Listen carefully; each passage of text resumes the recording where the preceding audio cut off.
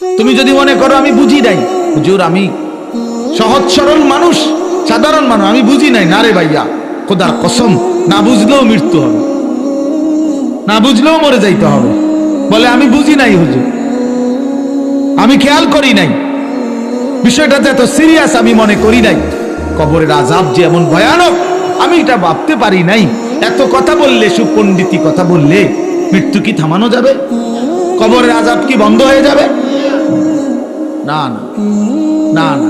Police যদি কোনো মামলা দেয়, তো যদি আমি যদি বলি যে আমি জানি না এই মামলা, এটা একটা অপরাধ, হ্যাঁ, তো পুলিশ কি বলে যে আপনি জানেন না এই জন্য আপনারা ছেড়ে দিলাম। কথা বলেন না কেন? সে কি বলে? সে বলে আপনি জানেন না কেন সেটা আপনার বিষয়, কিন্তু আমার রাষ্ট্রের আইন এটা, এটা আমাকে কি করতে হবে? প্রয়োগ করতে হবে। এই জন্য বাপ, আমরা প্রত্যেকেই, আমি সবার কাছে অনুরোধ করি, সবাই ভাবতে শিখো, ভাবতে শিখেন, ভাবতে শিখেন। আজকে অনেক ছেলে পেলে, আমরা ছেলে পেলে, তোমাদের কারো ভিতরে সামান্যতম পূর্বাপর আর পিছ কোনো ভাবনা নাই। বাপ, তুমি আসছো কোত্থেকে? কে তোমাকে বানাইলো? কেন তোমাকে বানাইলো? তুমি কেন আসলা পৃথিবীতে? যিনি সৃষ্টি করলেন তোমাকে, তিনি কি এই চাচ্ছিলেন তোমার কাছে? তিনি যা চাচ্ছেন তুমি তা করছো না কেন? তুমি যা করছো তিনি তো তা চাচ্ছেন না। আল্লাহ তাআলা আমাদেরকে সৃষ্টি করেছেন প্রতি 1 মাসে 1.5 মাসে চুলের এক একটা ডিজাইন বদলাবার জন্য। এই জন্যই তো আল্লাহ মুসলমান বানাইছেন আমাদেরকে, না কি? এই জন্যই তাইলে আমরা বারবার শুধু ভোগ বিলাসিতা, আমরা নারী ছবি, অশ্লীল দৃশ্য, গান বাদ্যা, নাচ গান, বেহায়া বেপর্দার এই জিন্দেগি পালন করব।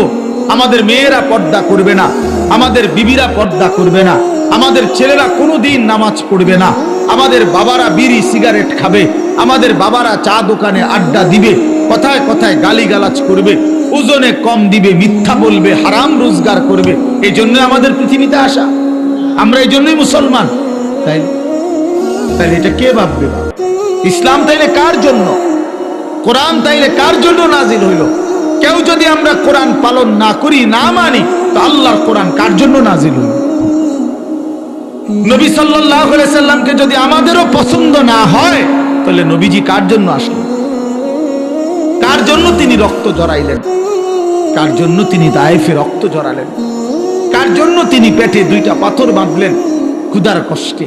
কার জন্য তিনি 30 পারা কোরআন গ্রহণ করলেন মহান আল্লাহ পাকের কাছ থেকে? আমাদের জন্য, আমার জন্য, আমার জন্য। এই জন্য নওজোয়ান কিশোর ভাই, তোমার কাছে যদি 1 ওয়াক্ত নামাজ পছন্দই না হয়, তো তুমি মুসলমান হইলে কেন? কোনদিন তোমরা যারা ফজরের নামাজ পড়ো না, প্রিয় ভাই আমার, তুমি মুসলমান হইলা কিভাবে? তোমার মা কিভাবে মুসলমান? তুমি মুসলমানের সন্তান কিভাবে হইলা?